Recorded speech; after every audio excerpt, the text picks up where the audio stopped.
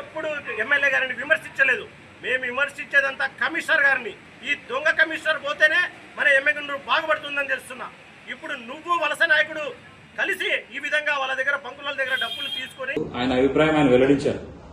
అభివృద్ధికి మేము అడ్డం పడ్డాం, అక్కడ షెడ్లు వేస్తున్నారు, ఆ షెడ్లు వేస్తున్నటువంటి షెడ్లలో నాన్ వెజ్ షాపులకు ఇవ్వద్దండి అని కమిషనర్ గారిని అభ్యర్థించారు సాక్షాత్ కౌన్సిల్లో. మరి ఆ రోజు కోతులబావి గుడి ఉంది అక్కడ కాబట్టి గుడి ప్రాంగణం దగ్గర గుడి దగ్గర ఉన్నటువంటి షాప్స్లలో నాన్ వెజ్ షాప్స్ కి ఇవ్వకూడదని చెప్పిన దయాసాగర్ గారు, మరి మీకు ఆ రోజు తెలియదు అక్కడ కోతులబావి ఉందని? ఈ రోజు కోతులబావని మాట్లాడే వ్యక్తులు అదే వైసీపీ పార్టీలో సిగ్గు లేకుండా ఈ రోజు ఆ షాడో పెట్టుకుని ఈ రోజు వచ్చి మాట్లాడుతున్నారు.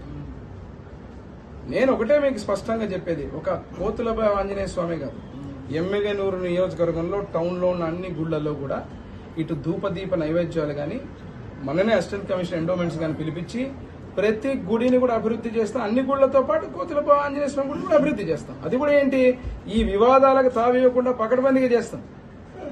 రేపు పొద్దున ఇంకొకరు కూడా వచ్చి ఇదే రకమైన డ్రామాలు ఆడేటువంటి పరిస్థితి ఉండకూడదు. సార్ ఫైనల్ గా సార్ ఎలాగో గుడి అభివృద్ధి చేస్తామన్నారు కాబట్టి అక్కడ ఉన్న బండల్ని తొలగిస్తారా ఒకటి, రెండవది వచ్చేసి అక్కడ ఉన్న 15 దుకాణాలని మళ్ళీ నిర్మిస్తారా లేదా? నేనేం చెప్తున్నా మీకు అదే, ఫస్ట్ ఇక్కడ టైటిల్ అనేది క్లియర్ గా రెవెన్యూకి సంబంధించిన దాంట్లో ఇక్కడ ఉన్నటువంటి గుడికి ఎంత ఉంది, మున్సిపాలిటీకి ఎంత ఉంది అనేది మన సర్వే చేసి స్పష్టంగా మనం వేయడం జరిగింది. దీని మీద ఈరోజు ఏం చెప్తున్నారు, గుడికి సంబంధించిన ఒక వ్యక్తి ఇది నాది, నా హద్దులు ఇంతే ఉందని ఒక వ్యక్తి మాట్లాడుతున్నారు. అది కాదు, అక్కడి నుంచి కొంచెం ముందుకు కూడా వచ్చారని ఒక వ్యక్తి మాట్లాడుతున్నారు. ఇప్పుడు ఇక్కడ ఉన్నటువంటి మావారు కూడా వీరందరూ కూడా నన్ను ఒకటి అడుగుతున్నారు, సార్ ఈ రకంగా మనం చేస్తే బాగుంటుంది, ఇటు గుడికి ఎంట్రన్స్ గానీ గుడికి ఉన్నటువంటి ఆ యొక్క దారి గాని మీరు వెడల్పు చేయాలని.